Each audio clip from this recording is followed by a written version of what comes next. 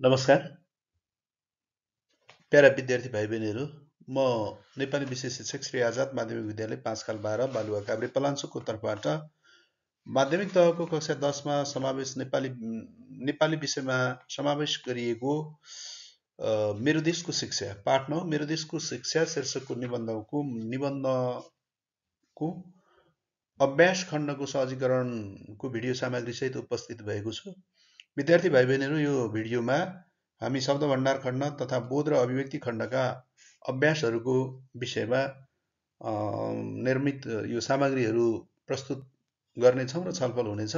म विद्यार्थी भाइ बहिनीहरूलाई अभ्यासतर्फ भिडियो सामग्री मार्फत अभ्यासतर्फ केन्द्रित गराउन चाहन्छु।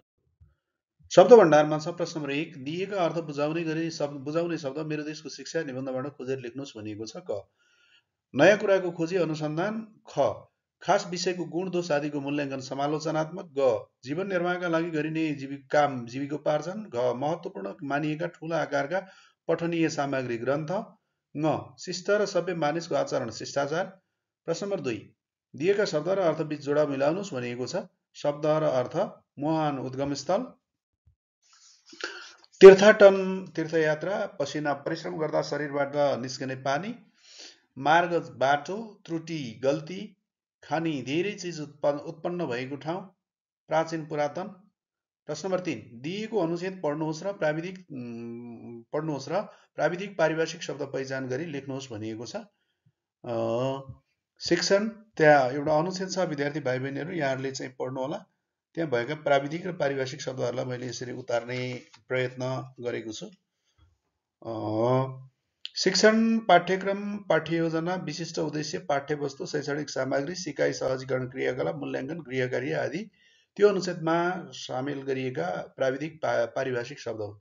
प्राविधिक र पारिभाषिक शब्द भन्नाले विद्यार्थी भाइ बहिनीहरू कुनै विषय क्षेत्रसँग सम्बन्धित शब्द भन्ने बुझ्नुपर्छ। शिक्षा क्षेत्रसँग सम्बन्धित शब्दहरू फरक हुन्छन्, कृषि क्षेत्रसँग सम्बन्धित शब्दहरू फरक हुन्छन्, विज्ञानका शब्दहरू फरक हुन्छन्, इन्जिनियर क्षेत्रका फरक हुन्छन्, कृषिका फरक हुन्छन्, वनका फरक हुन्छन्, कानुन क्षेत्रका शब्दहरू फरक फरक हुन्छन्। तिनै शब्दहरूलाई कुनै विषय वा सन्दर्भसँग, कुनै प्रसङ्गसँग, कुनै क्षेत्रसँग सम्बन्धित शब्दहरू नै प्राविधिक र पारिभाषिक शब्द हुन्। प्रश्न नम्बर 4 मा मेरो देशको शिक्षा निबन्धबाट कुनै 5 वटा पारिभाषिक शब्द खोजी वाक्यमा प्रयोग गर्नुहोस् भनिएको छ। विद्यार्थी भाइ बहिनीहरू यसको प्रयास गर्नुहोला र यहाँ केही नमुना शब्दहरू खोजेर गरिएको छ। शास्त्र, विद्वानसँगको शास्त्रबाट जीवन र जगत सम्बन्धी रहस्य र तथ्य पहिचान गर्न सकिन्छ। सनातन, सनातन परम्पराको प्रभाव नेपाली मौलिक संस्कृतिमा परेको छ। प्रशोधन, हिमाली भेगमा बसोबास गर्ने मानिसलाई जडीबुटी पहिचान तथा प्रशोधन सम्बन्धी शिक्षा प्रदान गर्नु आवश्यक छ। समालोचनात्मक चिन्तन, समालोचनात्मक चिन्तन विकास गराउने शिक्षा आजको आवश्यकता हो। परिष्करण, बौद्धिक विकास र सभ्यताको परिष्करण र गुणस्तरीय शिक्षाका लागि जीवनका लागि शिक्षाको आवश्यकता रहेको हुन्छ। यसैगरी यहाँहरूले प्रयत्न गर्नुहोला। बोध र अभिव्यक्ति खण्डमा जाउँ।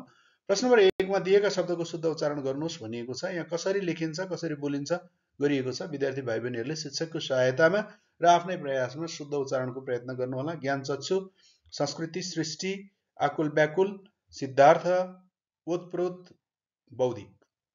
प्रश्न नम्बर 2, मेरो देशको शिक्षा निबन्ध सस्वर वाचन गर्नुहोस्। यो विषय शिक्षकको सहायतामा र घरमा पनि कक्षा कार्यका रूपमा र गृह कार्यको रूपमा घरमै पनि अध्ययन गर्ने प्रयत्न गर्नुहोला।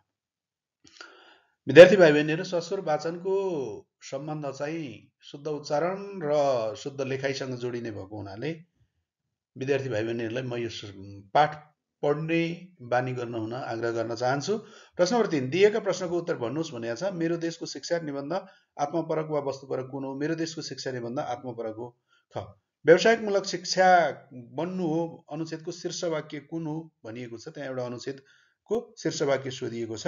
विद्यार्थी भाइ बहिनीहरू, शिक्षाको मूल उद्देश्य आत्मनिर्भर शिक्षामा जोड दिनु हो र भने आत्मनिर्भरताको लक्ष्य स्वरोजगार बन्नु हो भन्ने वाक्य व्यावसायिकमूलक शिक्षा बन्नु हो भन्ने अनुच्छेदको शीर्ष वाक्य हो। घमा वाक्य संरचनाको दृष्टिले सबैभन्दा लामो अनुच्छेद कुन हो? वाक्य संरचनाका दृष्टिले सबैभन्दा लामो अनुच्छेद 6औं हो, जसमा 17 वटा वाक्य छन्। घ, प्राचीन सभ्यता र संस्कृतिका कुरा कुन अनुच्छेदमा आएको छ? प्राचीन सभ्यता र संस्कृतिका कुरा दोस्रो र तेस्रो अनुच्छेदमा आएको छ। प्रश्न नम्बर 4, दिएको निबन्धांश पढी सोधिएका प्रश्नको उत्तर दिनुहोस् भनेको छ। त्यहाँ एउटा निबन्धको अंश दिएको छ। विद्यार्थी भाइ बहिनीहरूले पढेर त्यसको उत्तर निर्माण गर्ने प्रयत्न गर्नुहोला। दीक्षित व्यक्तिमा कस्तो क्षमता हुनुपर्छ भनिएको छ। दीक्षित व्यक्तिमा समालोचनात्मक सोचयुक्त नयाँ नयाँ ज्ञान निर्माण गर्न सक्ने क्षमता हुनुपर्छ। ख स्वस्थ चिन्तनमा कुन कुरा पर्छ? स्वस्थ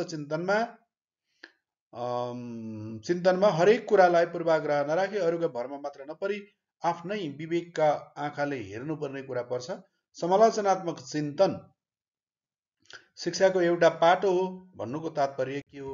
समालोचनात्मक चिन्तनले विद्यार्थीहरूमा प्राज्ञिक बहसमा उत्रने क्षमता प्रदान गर्ने, समाजमा संस्कृतिका नाममा जरा गाडेर बसेको अन्धविश्वासमाथि वैज्ञानिक प्रश्न उठाउने क्षमता विकास गराउने भएकाले समालोचनात्मक चिन्तन शिक्षाको एउटा पाटो हो भनिएको हो।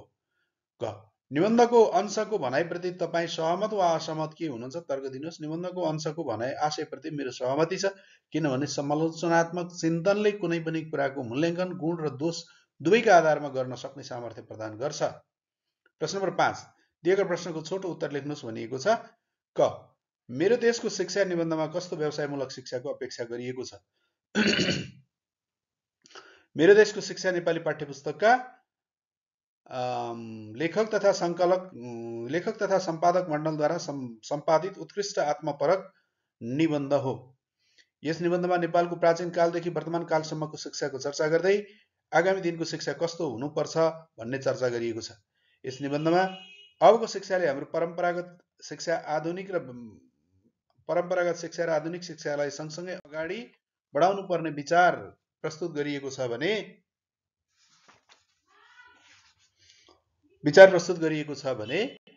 अबको शिक्षालाई भूगोल र पर्यावरण अनुकूल व्यवसायमूलक शिक्षाका रूपमा विकसित गर्नुपर्ने आवश्यकता देखाइएको छ। व्यवसायमूलक शिक्षाका लागि परम्परागत र आधुनिक शिक्षालाई सँगसँगै अगाडि बढाउनुपर्छ। कृषिमा आधुनिक प्रविधि र अत्याधुनिक औजारको प्रयोग सम्बन्धी शिक्षा विद्यालय तहदेखि प्रदान गर्नु आवश्यक छ। बालबालिकालाई विद्यालय तहबाट नै प्राविधिक ज्ञान र सिप सिकाउने, विकास गराउने शिक्षा प्रदान गरिनुपर्छ ताकि उनीहरू स्वरोजगार बन्न सकुन्। यस निबन्धमा स्थानीय सम्भावना, स्रोत, साधन तथा उत्पादनमा आधारित नवीनतम प्राविधिक शिक्षाको अपेक्षा गरिएको छ। यस्तो शिक्षाले विद्यार्थीलाई आत्मनिर्भर र स्वरोजगार बन्न प्रेरित गर्नेछ। प्रश्न नम्बर ख शिक्षाले मानव जीवनका कुन कुन कुरामा सुधार ल्याउँछ? नेपाली पाठ्यपुस्तकका लेखक तथा सम्पादकहरूद्वारा सङ्कलित मेरो देशको शिक्षा उत्कृष्ट आत्मपरक निबन्ध। यस निबन्धमा जीवनको तेस्रो आँखा मानिने अबको शिक्षाको बाटो कस्तो हुनुपर्छ, अबको शिक्षाले कस्तो जनशक्ति उत्पादन गर्नुपर्छ, अबको शिक्षाको उद्देश्य कुन विषयवस्तुमा केन्द्रित हुनुपर्छ भन्ने कुराको चर्चा गरिएको छ। शिक्षा जीवनको तेस्रो आँखा, यो मानव हृदयको भित्री नयन पनि हो। शिक्षाले नै मानवीय चेतनालाई उदार, फराकिलो र समालोचनात्मक बनाउँछ। शिक्षाले मानव जीवनको व्यवहार परिवर्तन ल्याउँछ। यसले मानव जीवन यापनका लागि आवश्यक ज्ञान, सिप र प्रविधि सिकाउँछ, जसले मानवलाई सम्मान, खुसी र सुखपूर्वक बाँच्न सहयोग पुर्याउँछ। शिक्षाले मानव समाजमा चलिआएका सामाजिक मूल्य, मान्यता, परम्परा तथा विश्वास, सकारात्मक पक्ष ग्रहण र नकारात्मक पक्षको आलोचना गर्ने सक्षमता दिलाउँछ। शिक्षाले युग सापेक्ष विज्ञान, सूचना र प्रविधिको ज्ञान र सिपले मानिसलाई दीक्षित गराउँछ। शिक्षाले मानिसलाई समयानुकूल परिष्करण गर्न सहयोग गर्दछ। विज्ञान र प्रविधिमा आधारित शिक्षाको महत्त्व लेख्नुहोस्। मेरो देशको शिक्षा नेपाली पाठ्यपुस्तकका लेखक तथा सङ्कलकद्वारा सङ्कलित उत्कृष्ट आत्मपरक निबन्ध हो। यस निबन्धमा अबको शिक्षा विज्ञान र प्रविधिसँग जोडिनुपर्ने र यसले हाम्रो मौलिक परम्परागत ज्ञानलाई प्रविधिसँग जोडेर व्यवसायमूलक र स्वरोजगार बन्न प्रेरित गर्नुपर्ने विचार प्रस्तुत गरिएको छ। आजको युग विज्ञान र प्रविधिको युग हो। विज्ञान र प्रविधिको विकासले मानव जीवनलाई सरल, सहज र सुलभ बनाएको छ। विज्ञान र प्रविधिमा आधारित शिक्षाले मानिसलाई सिप र प्रविधिको ज्ञान प्रदान गर्दछ। यस्तो ज्ञानले मानिसलाई व्यावसायिक र स्वरोजगार बन्ने सामर्थ्य प्रदान गर्दछ। विज्ञान र प्रविधिले शिक्षण सिकाइमा आमूल परिवर्तन ल्याएको छ। यसले मानिसलाई भूगोल र पर्यावरणमा आधारित शिक्षा प्रदान गर्दछ। विद्यार्थीलाई सिकाइमा आकर्षित, सक्रिय बनाउन विज्ञान र प्रविधिमा आधारित शिक्षा उपयोगी मानिन्छ। अबको समय विज्ञान र प्रविधिको समय भएकाले आजका विद्यार्थी तथा शिक्षण प्रणाली विज्ञान र प्रविधिबाट अलग रहन सक्दैन। विज्ञान र प्रविधि युक्त शिक्षाले मानिसलाई जीवनयापनका लागि विभिन्न नयाँ नयाँ अवसर प्रदान गरेको छ र यस्ता अवसरबाट दीक्षित हुनका लागि अबको शिक्षा विज्ञान र प्रविधिसँग एकाकार हुनुपर्दछ। अत विज्ञान र प्रविधिसँग आधारित शिक्षाले विश्व बजारमा उपलब्ध अवसरको प्रयोग गर्न सक्ने, विश्व बजारमा प्रतिस्पर्धा गर्न सक्ने जनशक्ति उत्पादनमा सहयोग पुर्याउँछ। सामाजिक मूल्य, मान्यता र परम्पराभित्र रहेका अव्यावहारिक पक्ष त्याग गर्ने र उपयोगी तथा उपयोगी तथ्य र व्यवहारलाई ग्रहण गर्ने समालोचनात्मक चेतनाको विकास गराउँछ। ग निबन्धको मुख्य आशय के हो? नेपाली पाठ्यपुस्तकका लेखक तथा सम्पादकहरूद्वारा सङ्कलित उत्कृष्ट आत्मपरक निबन्ध मेरो देशको शिक्षामा अबको शिक्षा विज्ञान र प्रविधि मैत्री हुनुपर्छ भन्ने विचार प्रस्तुत गरिएको छ। निबन्धमा शिक्षा जीवनको तेस्रो आँखा भएकाले यसले मानिसलाई जीवनयापनको कला, सिप र प्रविधिको विकास गराउँछ। अबको शिक्षा समालोचनात्मक चेतना विकास गराउने हुनुपर्छ, जसले हाम्रा सामाजिक मूल्य, मान्यता, परम्परामा रहेका अन्धविश्वास उप प्रश्न उठाउने र त्यसलाई त्याग गर्ने, उपयोगी शिक्षा र अभ्यासलाई आत्मसात गर्ने सामर्थ्य प्रदान गर्नुपर्छ भन्ने भावना निबन्धमा प्रस्तुत गरिएको छ। निबन्धमा शिक्षाको अबको शिक्षा भूगोल र पर्यावरण अनुकूल हुनुपर्छ, जसले मानिसलाई व्यवसाय गर्नका लागि तयार गराई स्वरोजगार बन्न प्रेरित गर्नुपर्दछ। शिक्षाले परम्परागत र आधुनिक प्रविधिलाई सँगसँगै अगाडि बढाउनु पर्छ। कृषिमा आधुनिकीकरण र अत्याधुनिक औजार उपकरणको प्रयोगका लागि प्राविधिक ज्ञान र सिप प्रदान अबको शिक्षाले गर्नुपर्छ भन्ने विचार निबन्धमा सन्देशका रूपमा प्रवाह गरिएको छ। आजका विद्यार्थी सूचना र प्रविधिसँग पूर्ण रूपमा परिचित, दक्ष र पुख्त हुनुपर्छ। शिक्षाले मानिसलाई व्यावसायिक स्वरोजगार बन्न प्रेरित गर्नुपर्छ। विज्ञान र प्रविधिले ल्याएको आमूल परिवर्तनको फराकिलो धरातलमा अवसर र प्रतिस्पर्धामा सामेल हुन सक्ने जनशक्ति उत्पादन गर्ने शिक्षा आजको आवश्यकता। अबको देशको शिक्षा ज्ञान र विज्ञानको सङ्गम बन्नुपर्छ। शिक्षा मानिसलाई नैतिक, सहिष्णु, दक्ष र विवेकशील बनाउने तर्फ उन्मुख हुनुपर्दछ। हरेक विद्यालयमा सूचना र प्रविधिको पहुँच विस्तार हुनुपर्छ भन्ने कुरालाई निबन्धको मुख्य सन्देशका रूपमा प्रस्तुत गरिएको छ। शिक्षाले समाजमा गाँजिएर रहेका अन्धविश्वासलाई हटाउन सक्नुपर्छ। तथ्य, सत्य र प्रमाणमा आधारित सामाजिक व्यवहार ग्रहण गर्न सक्ने सामर्थ्य प्रदान गरिनुपर्छ भन्ने विचार निबन्धमा व्यक्त गरिएको छ। अबको शिक्षा प्राचीन ज्ञान र आधुनिक विज्ञान सहितको हुनुपर्छ भन्ने सन्देश निबन्धमा व्यक्त भएको छ। अबको शिक्षाले विश्व बजारमा प्रतिस्पर्धा गर्न सक्ने जनशक्ति र मौलिक उत्पादन गर्नुपर्ने विचार निबन्धमा प्रस्तुत गरिएको छ। जडीबुटी पहिचान र प्रशोधन, पर्यटन, कृषि, पशुपालन, फलफुल, तरकारी खेती, खाद्यान्न उत्पादन आदि उन्मुख शिक्षाले उपलब्ध स्रोत र साधनको उपयोग गरी आत्मनिर्भरता वृद्धि गर्न सकिन्छ भन्ने सन्देश पनि निबन्धमा प्रवाह गरिएको छ। व्याख्या गर्नुहोस्। क आत्मनिर्भरताको लक्ष्य स्वरोजगार बन्नु हो। प्रस्तुत वाक्य नेपाली पाठ्यपुस्तकका लेखक तथा सङ्कलकहरूद्वारा सङ्कलित मेरो देशको शिक्षा शीर्षकको आत्मपरक निबन्धबाट साभार गरिएको हो। यस निबन्धमा प्राचीन कालदेखि वर्तमान कालसम्मको शिक्षाको चर्चा गर्दै अबको शिक्षाले परम्परागत र आधुनिक प्रविधिलाई सँगसँगै अगाडि लैजानु सान्दर्भिक हुने विचार उठाएको छ। शिक्षाले व्यक्तिलाई आत्मनिर्भर बनाउने र आत्मनिर्भरताको लक्ष्य स्वरोजगार बन्नुपर्ने हो भन्ने सन्दर्भमा प्रस्तुत वाक्य आएको छ। व्याख्याका लागि दिएको उपरोक्त वाक्यमा आत्मनिर्भरताको लक्ष्य वा उद्देश्य स्वरोजगार बन्नु हो भन्ने भाव व्यक्त गरिएको छ। अबको शिक्षाले सिप विकास र व्यावसायिकतर्फ केन्द्रित हुनुपर्दछ। व्यवसायमूलक शिक्षाका लागि हाम्रो परम्परागत शिक्षा र आधुनिक प्रविधिलाई सँगसँगै अगाडि बढाउनुपर्छ। विद्यालय तहदेखि नै व्यावसायिक शिक्षा प्रदान गरिनुपर्दछ। कृषिमा आधुनिक यन्त्र र उपकरणको प्रयोग सम्बन्धी व्यावसायिक शिक्षा प्राप्त गरेका विद्यार्थीले व्यवसाय सञ्चालन गर्न सक्षम हुन्छन् र व्यवसाय सञ्चालन गरेका विद्यार्थीहरू आत्मनिर्भर हुन उत्प्रेरित हुन्छन्। शिक्षाले मानिसलाई आत्मनिर्भर बनाउँछ र आत्मनिर्भर मानिस स्वरोजगार हुन्छ। भूगोल र पर्यावरण अनुकूलको शिक्षाले मानिसलाई उसको सिप र दक्षता अनुसारको व्यवसाय सञ्चालन गर्ने अवसर प्रदान गर्दछ। यसरी आफ्नै वातावरणमा मानिसले स्वरोजगार बन्ने अवसर प्राप्त गर्न सक्छ। अत उपरोक्त वाक्यमा शिक्षाले मानिसलाई व्यवसाय उन्मुख बनाउँछ। व्यवसायमा संलग्न भएको मानिस आत्मनिर्भर र स्वरोजगार हुन्छ। उसले स्वरोजगारीका लागि कसैप्रति आश्रित हुनु पर्दैन भन्ने उत्कृष्ट विचार व्यक्त भएको पाइन्छ। मानिसलाई आत्मनिर्भर र स्वरोजगार बनाउन परम्परागत सिप र आधुनिक प्रविधिलाई एकैसाथ अगाडि बढाउनु पर्छ भन्ने विचार प्रस्तुत वाक्यमा व्यक्त भएको छ। ख शिक्षित व्यक्तिमा शिष्टाचार, प्रतिबद्धता, सांस्कृतिक सद्भाव, आधुनिक सद्व्यवहारका क्षमता हुन जरुरी छ। शिक्षित व्यक्तिमा जरुरी हुन्छ। प्रस्तुत निबन्धांश नेपाली पाठ्यपुस्तकका लेखक तथा सम्पादक मण्डलद्वारा सम्पादित आत्मपरक निबन्ध मेरो देशको शिक्षासँग सम्बन्धित रहेको छ। यस निबन्धमा प्राचीन कालदेखि वर्तमान कालसम्मको शैक्षिक अवस्थाको वर्णन गर्दै अबको शिक्षा व्यवसाय उन्मुख हुनुपर्ने विचार सम्प्रेषण गरिएको छ भने शिक्षित व्यक्तिमा शिष्टाचार, प्रतिबद्धता, सांस्कृतिक सद्भाव र सामाजिक सद्व्यवहारका सक्षमता हुनुपर्ने सन्दर्भमा प्रस्तुत वाक्य आएको छ। व्याख्याका लागि दिएको उपरोक्त वाक्यमा शिक्षित व्यक्ति शिष्ट, समझदार, प्रतिबद्ध, सांस्कृतिक तथा सामाजिक रूपमा सद्भावपूर्ण हुनुपर्छ भन्ने विचार व्यक्त भएको छ। शिक्षाले मानिसमा सकारात्मक गुण र व्यवहार विकास गराउनुपर्छ। पढे लेखेका अर्थात् शिक्षित व्यक्ति शिष्ट र मर्यादित एवं सद्भावयुक्त हुनुपर्छ। शिक्षित व्यक्ति आफ्नो लक्ष्य वा उद्देश्य आफ्नो विचारमा दृढ र प्रतिबद्ध हुनुपर्दछ।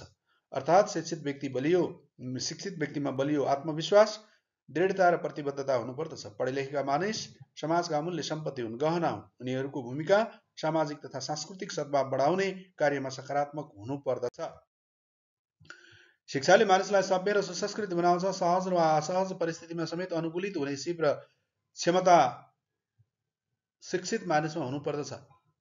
उनीहरूले सांस्कृतिक सद्भाव कायम गरी सामाजिक सद्भाव र एकता कायम गराउने, युगीन अभिभारा पूरा गराउने कार्य गर्ने सामर्थ्य राख्नुपर्छ भन्ने विचार प्रस्तुत वाक्यमा आएको छ। नेपाली समाज बहुभाषिक, बहुसांस्कृतिक, बहुधार्मिक र बहुजातीय भएकाले सामाजिक सद्भाव र सहिष्णुता कायम राख्नु महत्त्वपूर्ण पक्ष हो। यस कार्यमा शिक्षित व्यक्तिको महत्त्वपूर्ण भूमिका रहेको हुन्छ। अत उपरोक्त वाक्यमा शिक्षा आर्जन गर्नु भनेको पाठ्यपुस्तकका पाना रट्नु वा विषयवस्तु ग्रहण गर्नु मात्र नभएर पढेको कुरा व्यवहारमा उतार्न सक्षम हुनु हो भन्ने विचार व्यक्त गरिएको छ।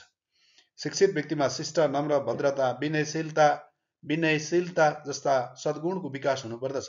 शिक्षित व्यक्ति आफ्नो लक्ष्य वा उद्देश्यबाट विचलित हुनु हुँदैन, आफ्नो कार्यमा प्रतिबद्ध हुनुपर्दछ।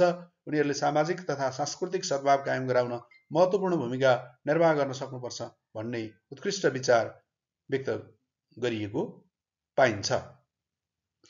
मेरो देशको शिक्षा निबन्धको अन्तिम अनुच्छेद शिक्षकबाट सुनेर लेख्नुहोस् भनिएको छ। विद्यार्थी भाइ बहिनीहरू, यो श्रुति लेखनका लागि दिएको अभ्यास हो। यहाँहरूले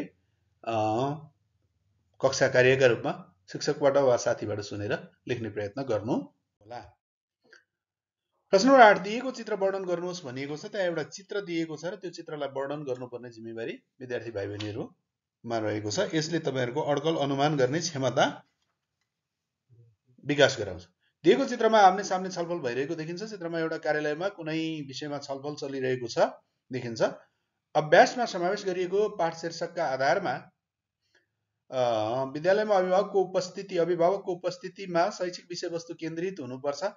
विद्यालय समाजको ऐना वा दर्पण भएकाले समाजमा उपस्थित विद्यार्थीहरूबीच सामाजिक सांस्कृतिक सद्भाव कसरी कायम गराउन सकिन्छ, विद्यार्थीलाई शिष्ट, नम्र र सदाचारयुक्त बनाउन विद्यालय तथा पारिवारिक वातावरणको महत्त्वपूर्ण भूमिका रहेको हुन्छ भन्ने विषयमा छलफल चलेको अनुमान गर्न सकिन्छ। सहभागीहरूले विषयवस्तुमा ध्यान दिएको कुरा चित्रमा प्रष्ट देख्न सकिन्छ। शिक्षालाई भूगोल पाउने छ निबन्धको अंश मौन पठन गरी 4 वटा बुँदा टिपुट गर्नुहोस् र सारांश लेख्नुहोस् भनिएको छ। बुँदा टिपुट: शिक्षालाई भूगोल र पर्यावरण अनुकूल व्यवसायमूलक शिक्षाका रूपमा विकास गर्नुपर्ने, स्थान र स्थानीय उत्पादन अनुसार व्यावसायिक ज्ञान सिपयुक्त शिक्षा दिन उपयुक्त हुने, प्राविधिक र व्यावसायिक शिक्षा विद्यालय तहदेखि नै पाठ्यक्रममा समावेश गर्नुपर्ने, सिपयुक्त शिक्षालाई प्राथमिकताका साथ अगाडि बढाएमा स्वरोजगारको अवसर वृद्धि हुने, यी बुँदाहरू भए भने अब सारांश लेखन व्यवसायमूलक शिक्षा यसको शीर्षक दिएको छ। शिक्षालाई भूगोल र पर्यावरण अनुकूल व्यवसायमूलक शिक्षाका रूपमा विकास गर्नु आजको आवश्यकता हो। स्थान र सम्भावना अनुसारको विषयवस्तुसँग सम्बन्धित शिक्षा दिनु उपयुक्त हुन्छ। स्वरोजगारीका अनन्त स्रोतको सम्भावनाको खोजी गर्न विद्यालय तहदेखि पाठ्यक्रममा प्राविधिक तथा व्यावसायिक शिक्षा समावेश गर्नु आवश्यक छ। सिपयुक्त शिक्षालाई प्राथमिकताका साथ अगाडि बढाएमा सिप अनुकूलको व्यवसाय गरेर स्वरोजगारका अवसर वृद्धि हुने र देशमा पसिना बगाउने वातावरण निर्माण हुन्छ। अनुच्छेदमा भएका शब्द संख्या 171, 1/3 हुनुपर्ने शब्द संख्या 57, सारांशमा भएको शब्द संख्या 58 यसरी उल्लेख गरेर विद्यार्थी भाइ बहिनीहरूले परीक्षाका लागि पनि यसलाई नमुनाका रूपमा लिन सक्नुहुन्छ।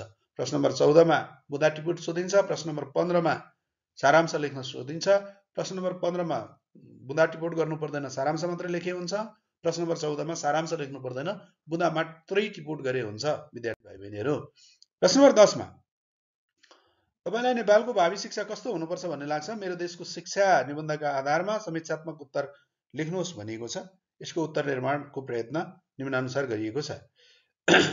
मेरो देशको शिक्षा नेपाली पाठ्यपुस्तकका लेखक तथा सम्पादक मण्डलद्वारा सम्पादित उत्कृष्ट आत्मपरक निबन्ध हो। यस निबन्धमा प्राचीन कालदेखि हालसम्मको शैक्षिक अवस्थाको चर्चा गर्दै प्राविधिक तथा व्यावसायिक शिक्षामा जोड दिएको छ। निबन्धमा परम्परागत ज्ञान र आधुनिक प्रविधिलाई सँगसँगै अगाडि बढाउनु पर्ने विचार प्रस्तुत गरिएको छ। शिक्षा जीवनको तेस्रो आँखा। यसले मानिसलाई ज्ञानी, विवेकी, सहनशील र दक्ष बनाउँछ। शिक्षाले मानिसलाई सम्मान, खुसी र सुखपूर्वक बाँच्नका लागि आवश्यक ज्ञान, सिप र दक्षता प्रदान गर्दछ। शिक्षा व्यक्तित्व विकास र समाज परिवर्तनको मेरुदण्ड हो। शिक्षा समयानुकूल परिमार्जन र परिवर्तन हुनुपर्दछ। ज्ञान र विज्ञानको विकाससँगै शैक्षिक प्रणाली र धारणामा आमूल परिवर्तन आएको छ। अबको शिक्षाले हाम्रा परम्परागत ज्ञान र प्रविधिलाई आधुनिक प्रविधिसँग जोडेर अगाडि लैजानु पर्दछ। शिक्षाले मानिसलाई सिप र दक्षता प्रदान गरी आत्मनिर्भर बन्न प्रेरित गर्नुपर्दछ। अबको शिक्षाले युग सापेक्ष आधुनिक प्रविधि र अत्याधुनिक औजारको प्रयोग गर्ने व्यावसायिक शिक्षा विद्यालय तहदेखि नै प्रदान गर्नुपर्दछ। नेपालको भावी शिक्षा प्राविधिक तथा व्यावसायिक हुनुपर्दछ। नेपालको भूगोल र पर्यावरणको अथाह सम्भावना बोकेको छ। नेपालको भूगोल र पर्यावरणले अथाह सम्भावना बोकेको छ। त्यसैले अबको शिक्षाले प्रकृति प्रदत्त सम्भावनाको पहिचान र प्रयोग गरी आर्थिक रूपले समृद्ध बन्ने सामर्थ्य प्रदान गरिनुपर्दछ।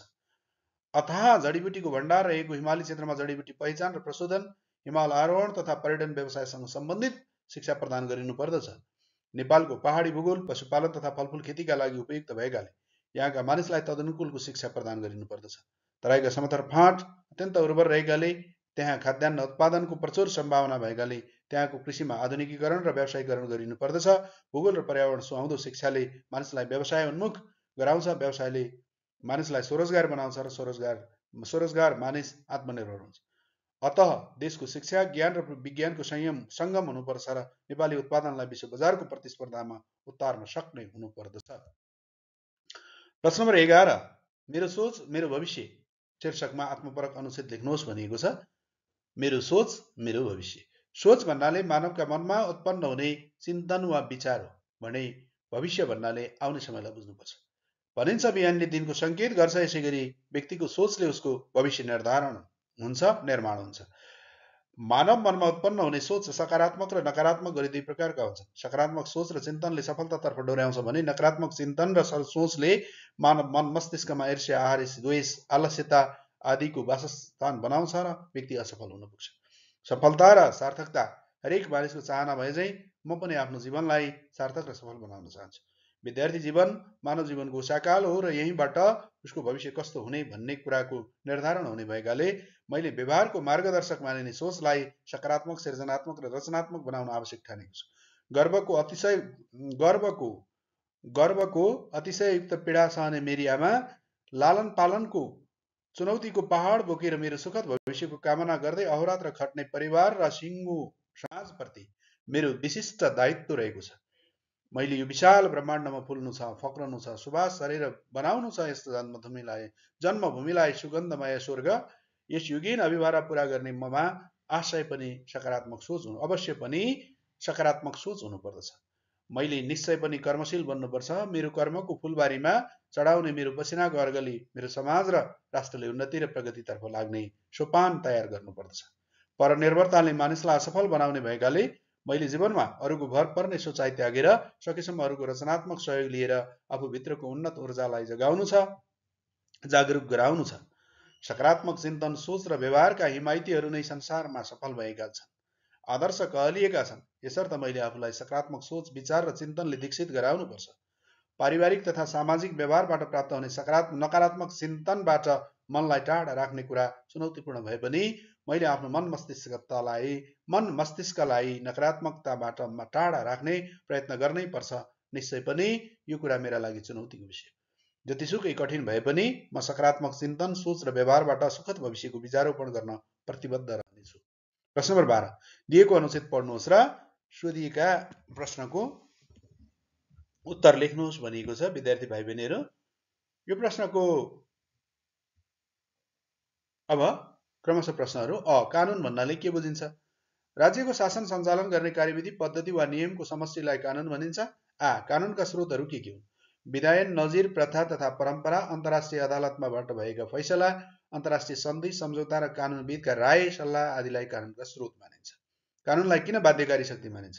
कानुनको अवज्ञा दण्डनीय मानिने भएकाले कानुनलाई बाध्यकारी शक्ति मानिन्छ। कानुनको महत्त्व लेख्नुहोस्। शासन व्यवस्थालाई निरङ्कुश हुनबाट रोक्न, नागरिकलाई अधिकार दिन, असीमित अधिकारलाई नियन्त्रण गर्न, सामाजिक सदाचार र नैतिकता कायम गर्न, समतामूलक समाज निर्माण गर्न, न्याय प्रशासनलाई सुस्त र दुरुस्त बनाउन कानुनको आवश्यकता पर्दछ। यो नै कानुनको महत्त्वपूर्ण पक्ष हो।